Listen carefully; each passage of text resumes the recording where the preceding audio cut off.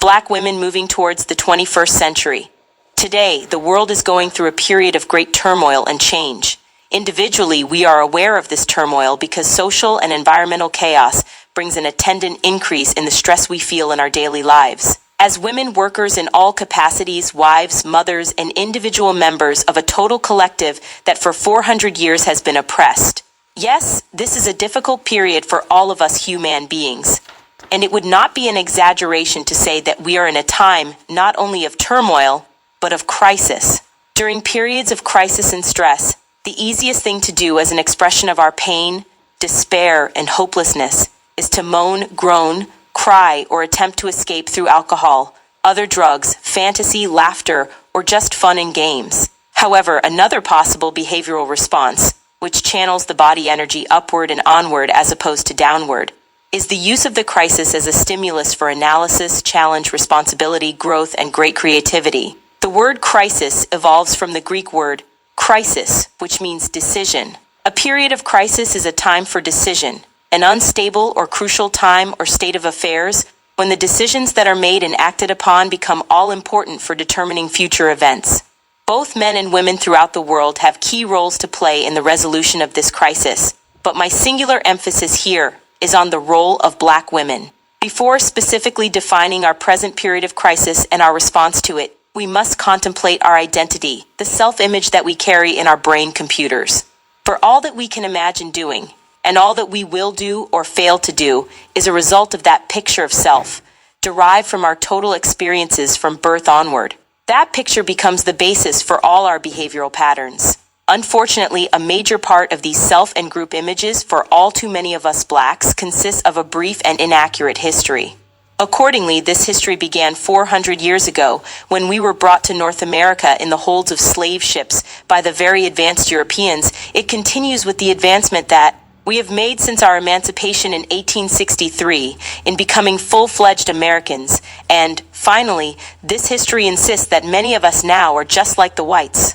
There is a proverb that states, "The tree grows strong and tall only to the extent that its roots are deep and firmly planted in the soil." If Black people are at all disappointed in our present level of achievement, it may be because our roots are not planted deeply enough in the past, resting upon such a shallow, inadequate, and faulty data input of only 400 years of history.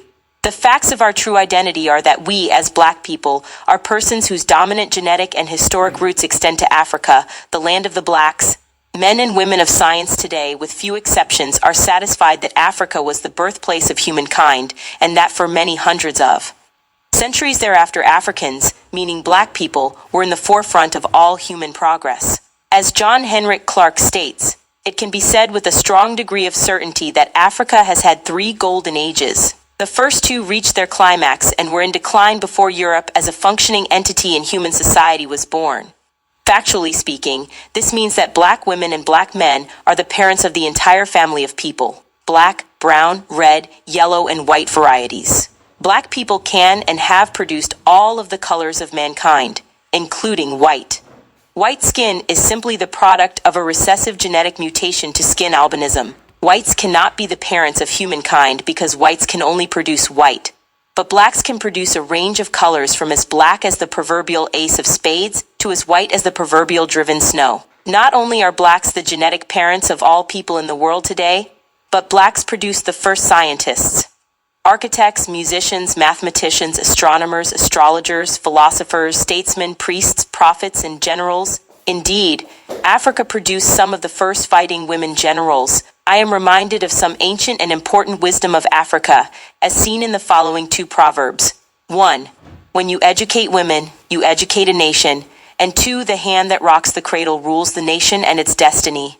With this wisdom of our Black ancestors in mind, let us examine the current world crisis and the role of Black women in its resolution. What is the nature of this crisis? Critical in the history of white supremacy was the decision not to control Black and other women of color, but to control the men of color. Men are the initiators of the act of reproduction. Ultimately, women are dependent upon their men for protection because of the greater physical strength of men compared to women. If one simply controls the men of a people, the women are controlled also. Thus, the white collective went about the business of systematically developing a plan and power mechanism worldwide to bring all of the world's men of color under their ultimate control.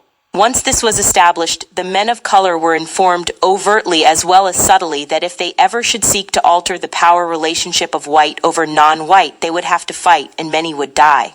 Thousands upon thousands of black men in the U.S. were lynched and castrated to drive home the message that white men intended to control the balls in this world, both on and off of the court. White males understood that they needed white women as well as black women to help them achieve and maintain this power relationship. White women always have known what they stood to gain, their own survival as whites. Black women have been confused and less clear in fully understanding how they have been led to cooperate in this deadly power game of white supremacy. Further, black women do not understand fully that they have nothing to gain and everything to lose if this deadly game continues. The first lessons to black women were harsh and cruel ones of sexual assault and abuse, taking their children away and forcing them to watch their men being lynched and castrated. But then these harsh lessons were followed by milder treatment of black women as compared to black men. Black women were given extra food, money, clothing, and other gifts for their special personal favors to the masters. They were rewarded for correctly teaching their children to conform to the master's wishes, as well as for telling their men to calm down and be patient, so that they too could be rewarded. Perhaps we really became seduced by the illusion of power, being so close to white males. We have told ourselves that these behaviors were survival tactics, and the only way that we could have come this far. But as our survival increasingly is becoming threatened, we are forced to wonder if we have been mistaken in our analysis and our strategy. But again, there is something to be learned from our African past, and we must never forget that those who do not learn from history their whole story are bound to repeat it. The specific story to which I refer is that of the African queen Cleopatra. Born in 69 BC, Cleopatra came to the throne that she shared with her brother Ptolemy XIII when she was 13 years old. Egypt was then a Roman protectorate. It was beset with internal strife and intrigue. Cleopatra aligned herself with the Roman general Julius Caesar, whom she thought would reinforce her power and help her people. She saw her political and sexual relationship with Caesar as a maneuver to save Egypt from the worst aspects of Roman domination. This maneuver failed in spite of her second Roman lover Mark Antony, who came after Caesar's death. Her suicide is a profound statement about the series of decisions that she made. Egypt fell and became a Roman colony, and all of the harsher aspects of Roman rule, which Cleopatra had sought to prevent, settled over Egypt and the Middle East. There were other black queens in Africa who fought the white invaders to their death. They did not submit or cooperate with their oppressors. Instead, they moved to resist and destroy that oppressive process. They urged their men to do likewise, thus leaving their marks as heroines and warriors for the people who died in honor. These black women have not been known simply as beautiful queens who committed suicide in their own disgrace. This brings us to the pertinent question. Should we continue our alliance with the present Romans, or having learned from the past, should we choose an alternate course? In the context of all that we may want to call progress and material prosperity, we must face the reality that today, black men die younger than white men, white women, and black women. Black men are the most frequent victims of homicide, and they are being killed by one another in increasing numbers. The suicide rate for young black men is the only black suicide rate greater than the rates of whites. Black women and black children are the most frequent victims of rape and other physical assault and violence. Black infant mortality remains 2 to 3 times the figure for whites. Black women are more often left alone to care for their children than any other female group in the country. Nearly 1/3 of our so-called black family units, which I refer to as survival units, are single-parent families. In the Washington, D.C. metropolitan area, there are over 60,000 black male children growing up in homes without fathers or other surrogate father figures. We continue to have the highest rates of separation and divorce and, thus, family dissolution. We continue to have some of the highest rates of teenage parenthood and, thus, immature and inadequate parenting and the next generation. We continue to have high levels of juvenile delinquency. Black men continue to be sent to prison in record numbers, out of proportion to our population percentage. Black men presently constitute 90% of the state prison population. And we now witness the nationwide return of the death penalty. What must we as black women do? It is my conviction that the African proverb, "The hand that rocks the cradle rules the nation and its destiny," is true. Black women are the mothers and thus the first teachers of black females and black males alike.